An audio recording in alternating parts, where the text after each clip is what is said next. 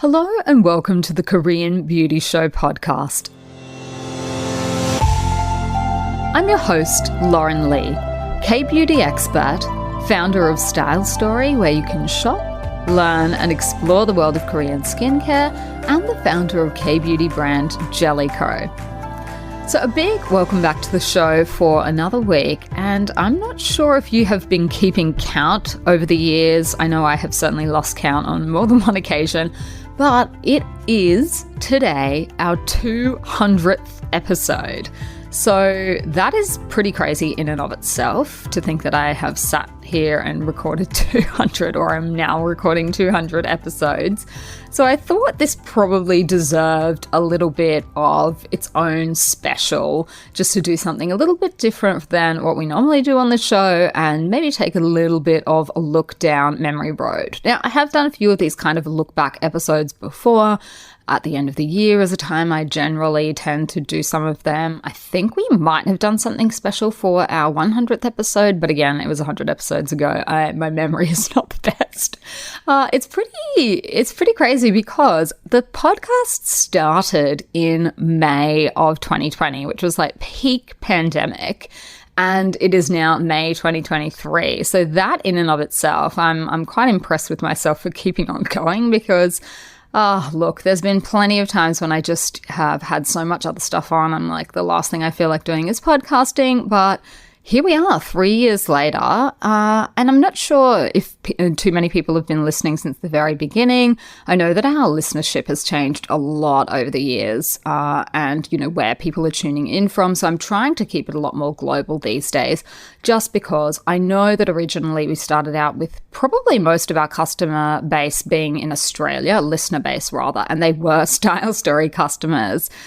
People that were wanting to tune in to hear about, you know, what's going on over here, because that was something that I previously used to do in person at our K-beauty meetups. And because of the pandemic, that sort of put rest to them. And so I took up podcasting really just as a way to stay connected to people, to chat through what I was seeing over here, because I could not go back to Australia. Australia was one of those countries that locked its borders. And in the end, I couldn't get back until early this year. That was the first chance that I've really had to go back to Australia since 2019. So that was the original impetus for starting the show, was just, you know, as an Aussie that has been living and working over here now for many years. What's going on here in Korea is very different to what was trending in beauty, still is. But that was kind of why I started the show in the first place.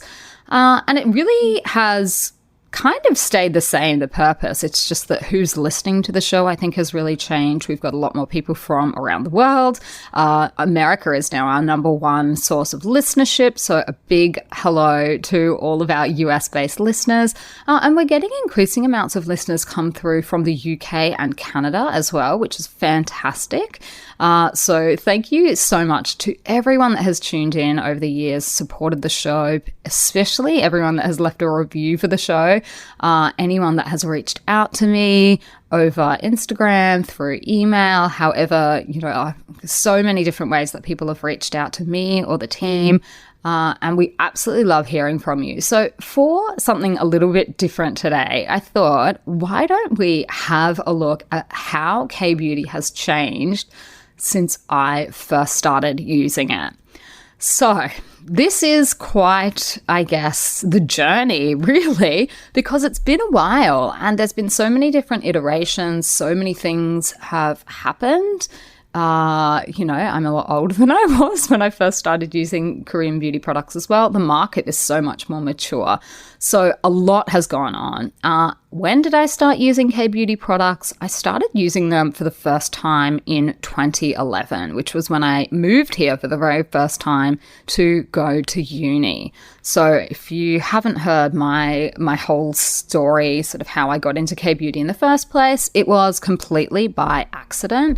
I discovered K-beauty by chance when I was doing a university exchange here all the way back in 2011. I was doing my law degree, the last semester of my law degree, on exchange. And the backstory to how I ended up in Korea, unlike pretty much everyone else on my exchange who was here because they loved K-drama or K-pop, I basically was forced. That's putting it too highly. I wasn't forced, but I didn't get my first preference. My first preference for exchange was Hong Kong. That's where I really wanted to go. And I submitted my application to my uni and they were like, no. You have already been on exchange before. You went to a really popular destination last time, which coincidentally was Singapore. I had been to Singapore. I went to NUS, the National University of Singapore, had the best exchange ever. And that was a bit of a competitive one as well. So they were like, Lauren, you can't go to two really popular unis. You have to pick something else. So I went back to the drawing board and literally it was like throwing darts at a wall. I was like, okay, who offers law subjects in Asia somewhere? Just because of the time difference with Australia, I didn't want to be in Europe.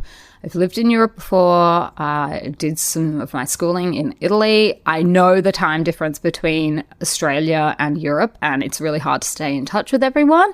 And I just wasn't really keen to do that. For my last semester, I just wanted to go away, but still be able to keep in touch. So I knew I wanted to do something in Asia, and I was literally just going to go to wherever offered some law subjects in English in Asia. And it so happened that I found a uni in Korea that did that.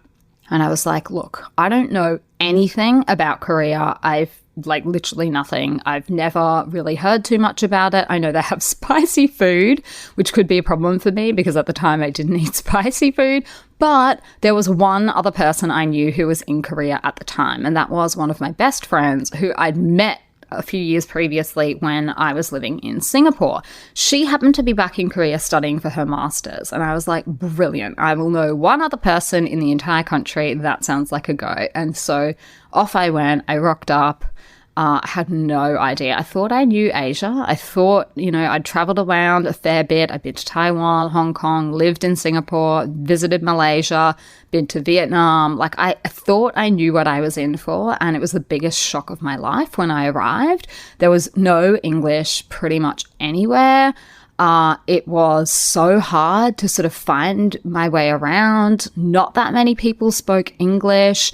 Yeah, it was just a whole different ball game. But one of the things that I came across that really did change my time there, because I had a pretty hard time the first time I came to Korea, to be honest. I didn't love it. I just found it to be not the most welcoming place compared to other parts of Asia. I found it really hard to get to know any of the locals. That's a whole other story. But so one of the things that I really enjoyed during my time there was falling in love with all of these beauty products that I never knew existed. It really did change my life. That is not an understatement. I mean, it changed everything about the course of my life in the end. But when I very first discovered Korean beauty products, it was like falling down the rabbit hole. That's what it felt like. I was just like Alice in Wonderland. Like, how are there all of these stores, brands, products that I have never heard of before, and they are amazing. And, they work for my skin, which was such a struggle and a battle for me, having had acne, really severe acne as a teenager. For me, skincare was literally a chore. It was so boring. I was the only one of my friends that had to use skincare, and that was because I had bad skin. So to me, I kind of equated skincare with something that was really uncool and used by basically the loser kids that got bullied at school because they had bad skin. That was pretty much my experience with skincare up until then. No one was into it. It wasn't cool. You didn't share with people the products that you were using. It wasn't an event kind of like it is now where people are sharing what they use and people are asking for recommendations. That was not the state of the world in 2011 when I discovered K-beauty. So what has changed since then? So this is a little bit more what K-beauty looks like now. So in 2011, the big brands that I can remember, and it was a while ago, were Skinfood. That was the first brand that I ever discovered that I fell in love with. I think I tried half the store by the time my exchange was finished. Went back, and I think the majority of the products that I bought back for other people to try, which sort of kickstarted the whole Style Story thing in the first place, was from Skinfood, and people were obsessed with them back in Australia. They thought they were amazing. They were so cute. They were so different. The concept was just so well done. And the other brands that were really trending at that time were Peripera. They had like this range of lip tints that were really, really popular. I think they had like foundations or BB creams in a little puffer cushion from memory. Too Cool for School, that was a really big one. They had some really, really cool products too that performed quite differently from other things on the market. They had this one mascara that had a wand that was like retractable, and you could like make it more voluminous, or you could make your lashes longer depending on how you wound up the little mascara brush. That was really cool. Holika was everywhere. It was really, really popular. They had like this magic theme that was, designed to like cast a spell. That was pretty much all of their products were like named around magic and doing magic and changing your appearance through magic, which was really cute. Etude House, as it was called back then. Of course, nowadays it's just going by Etude. Etude House was just too much fun. It was like done up like a big doll's house, and everything had like this princessy theme. It was just like so whimsical, so cute, so much fun. Tony Moly, of course, back in the day was doing all of the different, the little bunny lip glosses and the fruits as hand creams and whatnot that people used to get really into. It's Skin was another one, and they had so many cute concepts. They had like these little BB creams done up as like angel faces, like all of this kind of stuff. That's what I remember from like the beginning of my K-beauty journey, was just like brands nailing their brand concepts. Everyone had a very distinct brand identity. They had something that they stood for, and they just went all in on selling that story, selling that concept with everything they did. Now, what does K-beauty look like now, circa May 2023? Obviously, it could not be more different in many ways. And that is, going to be dependent on where you are, of course, because Korean beauty in Korea, as I've spoken about on the show recently, versus Korean beauty trending everywhere else is quite different. In Korea, at the moment, what we're seeing is a whole bunch of really sleek, minimalist brands. We've got brands that are really leaning into the whole clean angle, sensitive skin, barrier repair. All of that is really trending. Round Lab, Estura, Manyo Factory, D'Alba Piedmont, one of the biggest brands at the moment, Romand, who is really nailing it with a lot of their makeup. And then there are just too many vegan makeup brands, honestly, to count at the moment.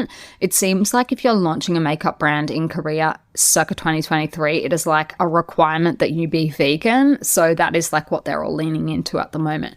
Overseas, on the other hand, it's quite different. And it's really the very big brands with huge, huge, huge investments or marketing budgets that are killing it overseas, rather than at the indie end of the market. So who we're seeing is in Australia, certainly, and the States, brands like Dr. Jart, Innisfree, CosRx, and Laneige.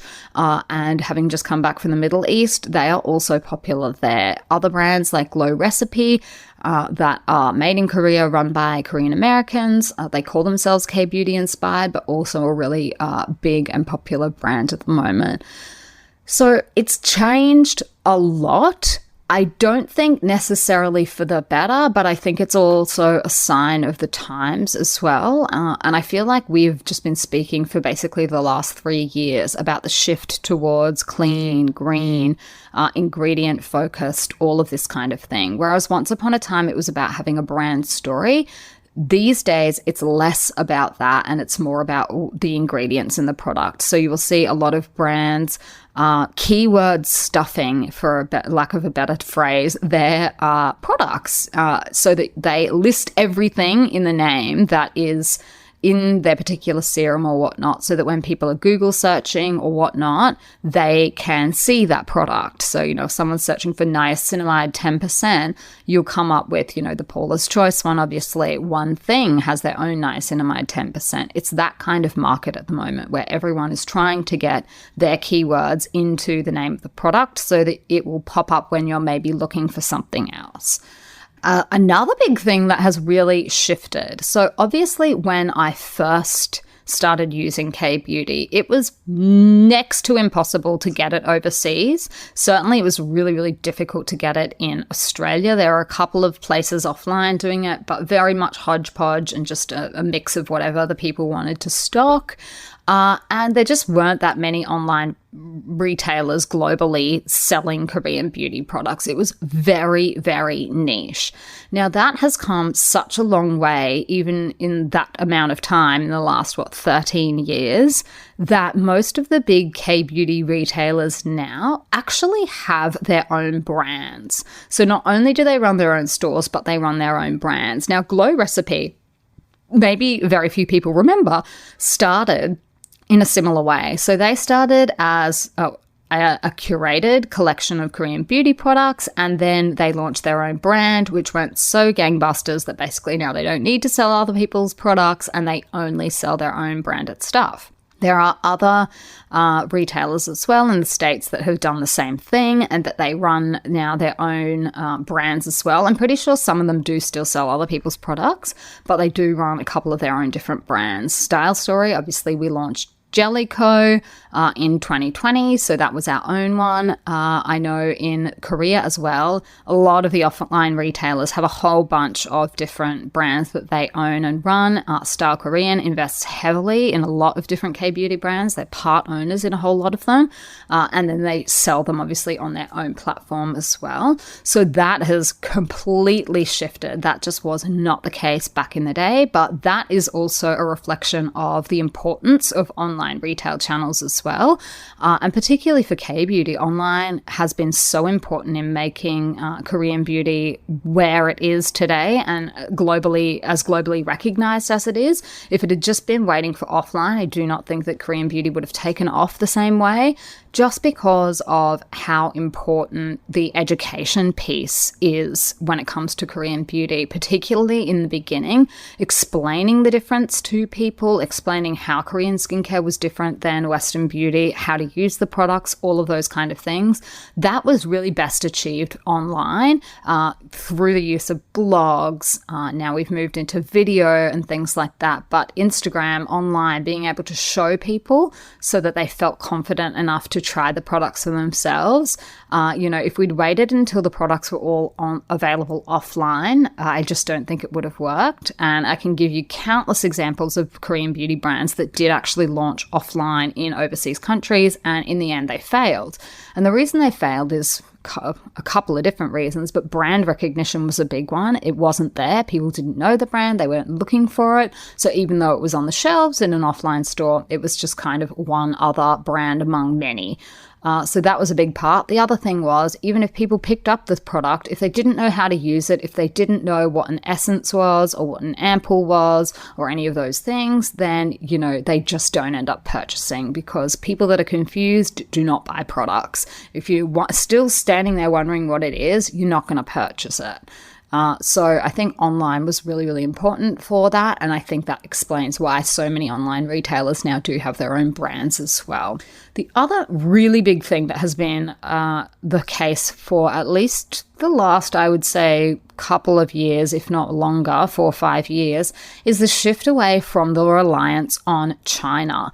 So I remember when I used to go to K-beauty expos when I moved back to Korea in 2016, and so many of the exhibitors were there with products that I remember just looking at and going, no, that's not going to sell in Australia. They are obviously targeting the Chinese customer, or, customers that can read Mandarin.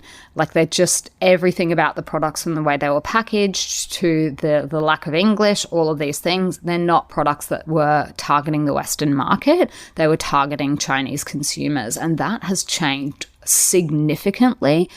There have been lots of political things between Korea and China that have caused a shift in the relations. And then, of course, the other big thing was the pandemic. That has had a really big impact, obviously, on the Chinese market. Locally, what they can, Chinese people were confined to their houses, as far as I know, in a lot of the bigger cities for a long period of time, which then naturally had a flow-on effect to retail and all of those sort of things. So the shift away from a reliance on China has meant that we are seeing a lot more brands expanding into new markets. What are those markets? Obviously, America is a big one. They have had a lot more brands trying to launch there, brands going through onto Amazon and places like that. The other one at the moment that I'm seeing more news around is, of course, the Middle East. And I believe that Laneige has just announced that they are opening their first standalone offline store in Dubai. So I think that new markets like that are going to be a really key focus for a lot of brands in the next 5 to 10 years. Now, the other big thing that has changed with K-Beauty since I first started using it is that it has gone mainstream. It's not a niche anymore. I remember when I first brought the products back, firstly, no one had ever heard of them, which that didn't surprise me at all because neither had I until I went to Korea. But, you know, for the first couple of years, I had to really explain to people in like really basic terms, like, what are we talking about? What is Korean beauty? What is K-beauty? Why should you want to try products from this part of the world? Like, I remember I had like a whole spiel that I used to send out. So in the beginning, one of the ways that I started my brand was I reached out to a lot of people who were bloggers because, of course, bloggers were, you know, the thing back in the day. And, you know, I'd be like, hi, I'm Lauren from Style Story. I've just set up this, you know, company and we are, you know, selling Korean beauty products. And there was literally an entire paragraph about what K-beauty is and why it's different and why you might like to try it. Like, I literally had to explain to people in the most basic terms why they might even want to try it. And that is not the case anymore. I think people all over the world are paying attention to what Korea does. It is now widely acknowledged as a global beauty destination. Obviously, the advancements in technology, machinery for things like lasers, the various procedures like thread lifts have all been exported. Of course, the products are now receiving global attention and recognition. And, you know, so many more brands these days are even making their products in Korea, Rare Beauty being just one example among many of the top trending brands in the world that are, you know, coming over here to tap into that K-beauty technology. That is obviously a part of the work that I do over here as well. One of the branches of our business is consulting, and we consult with a whole lot of different people that are looking at either, you know, expanding their brand, including Korean beauty products. They are looking to manufacture all of their stuff from scratch in Korea. Maybe they're looking to export, you know, specific products or whatnot. So that is part of the work that I do here as well. I think the other thing that has really changed is who is talking about the products and how. So once upon a time, there used to be what I think we called the Asian beauty sphere, like Asian beauty. The Reddit thread was really, really big. And I remember I used to love going and checking that back in the day. And, you know, a lot of the people that were talking about the products on Reddit had their own blogs. So it was really a space dominated by bloggers. And they were people that really knew what they were talking about. They had a deep knowledge of Korean skincare. And they were really keen to share that with the world, I suppose. And that has really, really shifted. Now, if you go on to that particular Reddit thread, well, what do you call it, a subreddit these days, you'll see that there are more followers than ever. But what was once dominated by people with a really strong and deep understanding is now really just replaced by a whole lot of superficial stuff. A lot of people posting hauls, asking about like the top trending products that they've seen on TikTok or whatnot. It's not a place that I spend basically any time on anymore because the value for me has really come out of it a lot. And I think that this is, you know, the other thing as the market and the people using it have grown so much bigger. It's being talked about so much, and sometimes the people that get the most attention, that, you know, talk the loudest, are not necessarily the people that know the most, which is fine. But I think a lot of it has shifted onto TikTok. And a lot of like sort of grabby headline sort of stuff. You know, you guys have probably seen what I'm talking about. The way that content is consumed now is in like 5 or 10 second grabs rather than blogs. Like, I don't know how many people actually still sit down. We definitely do. I know at Style Story, our team, we're pretty prolific bloggers, actually. Our Seoul team blogs, our Australian team blogs. We try and get like a blog post out a day just because, for the people searching for that information, I think it's really useful to have it there in long form. But I know that is not how the majority of people are consuming their information now. It's all of these, quick, snappy little TikTok dance style things.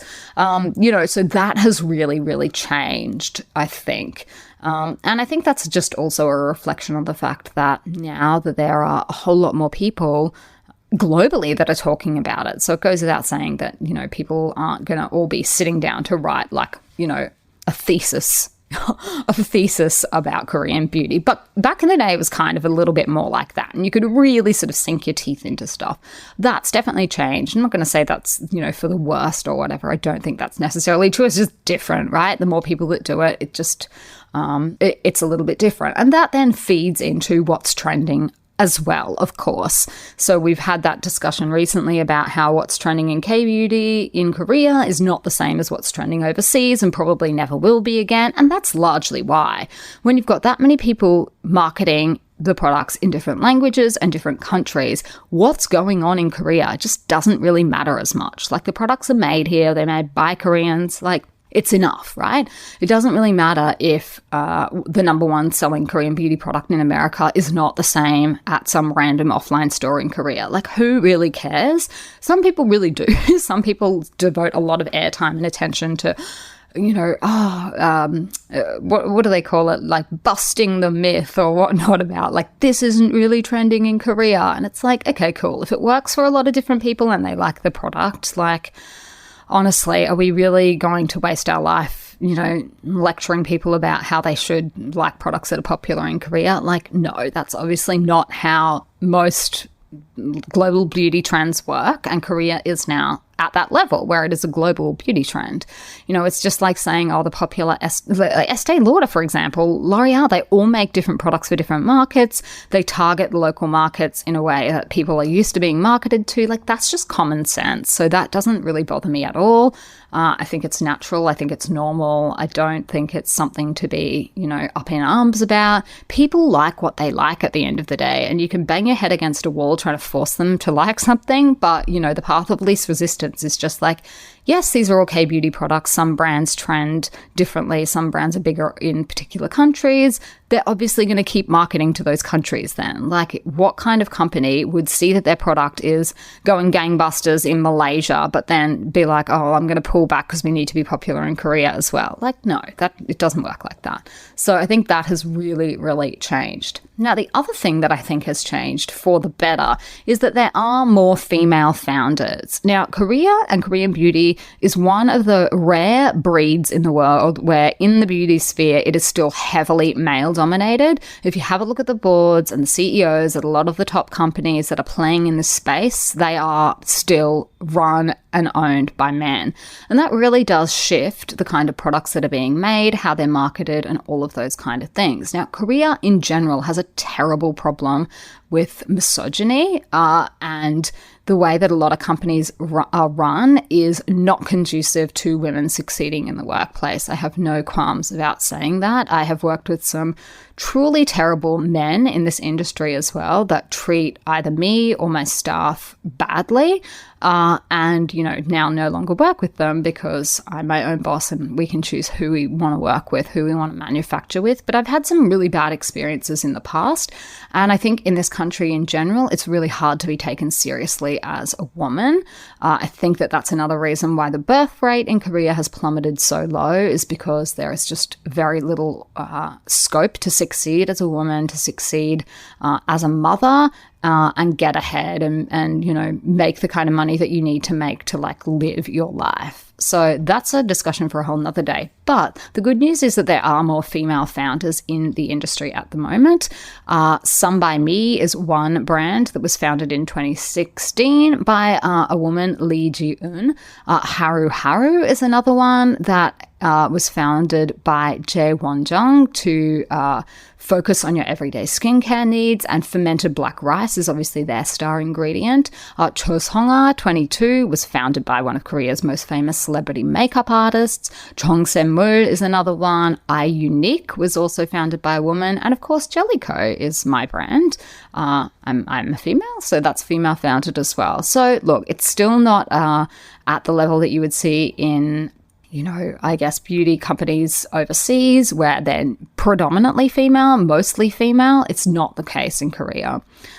So I think that is the main changes that I can think of off the top of my head. I think that the way the industry in general is trending at the moment is very much this focus on natural, clean, vegan, brands that previously had very strong brand identities, packaging and concepts and whatnot are starting to look more the same. There is this push towards, the algorithm being able to recognize you as similar to other brands more quickly. And that's why we're seeing a lot of that, particularly on social media. A couple of, really big Korean beauty brands have just undergone rebrands, new logos, new product looks. And there's a fair bit of commentary online about, for example, Innisfree, Solar Sue, whether the new branding, whether people like it or not, whether it is as distinctive as it once was. But that, for better or worse, is the way the industry is trending at the moment. I, for one, am predicting that we will see a swing back away from this. Not necessarily the sustainability stuff, because I think that it goes without saying that sustainability is very important in 2023, as it needs to be and as it should be. But whether this trend towards vegan at all costs continues, whether the sleek minimalist branding, I just don't think this can continue in perpetuity. People are just going to get really sick of it. I don't know about you guys. I'm already really sick of it.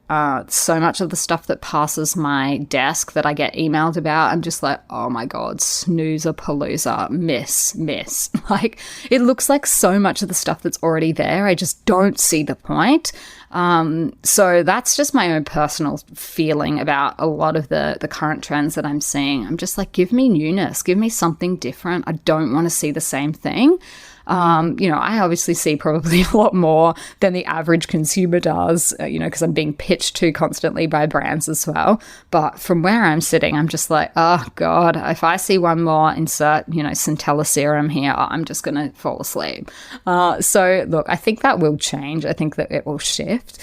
But they are just some of the changes that I've noticed in my time in K-Beauty. I thought I would share them with you just to do something a little bit different for our 200th special episode. If you have been listening to the show, enjoying the show lately, I would absolutely love it if you could share your thoughts, share your feelings, your review. That would be very, very appreciated on your favorite podcast app. And of course, feel free to share this episode with someone that you think might like it. Maybe you've been having these conversations with someone else. Maybe you've got a beauty friend that you like to have these discussions with. If so, I would love it if you would share the episode with them. All right, I'm going to finish it up here for today, and I will be back in your ears shortly. Until then, I will see you on Style Story.